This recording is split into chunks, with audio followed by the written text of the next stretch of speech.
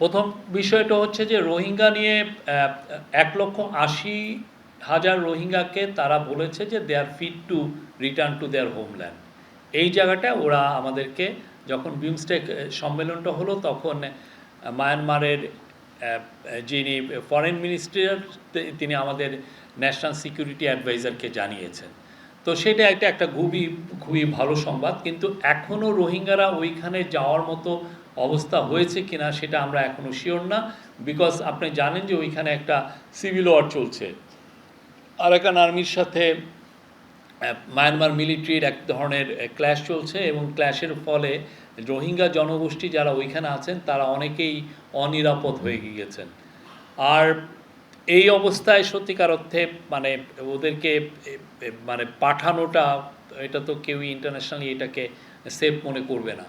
আরেকটা হচ্ছে যে রোহিঙ্গা নিয়ে এই সেপ্টেম্বর মাসে ইউএনএ 30 তারিখে একটা বড় সম্মেলন আছে। আমরা আশা করছি ওয়ার্ল্ডের খুব বড় বড় যারা রিচ কান্ট্রিগুলো, যারা পাওয়ারফুল কান্ট্রিগুলো সব প্রায় 170টার মতো দেশ সেই রোহিঙ্গা কনফারেন্সে জয়েন করবেন। আর রোহিঙ্গা নিয়ে একটা ছোটোখাটো 25 তারিখে 25 অগাস্টেও এই কক্সবাজারে আমরা আশা করছি একটা সম্মেলন হবে।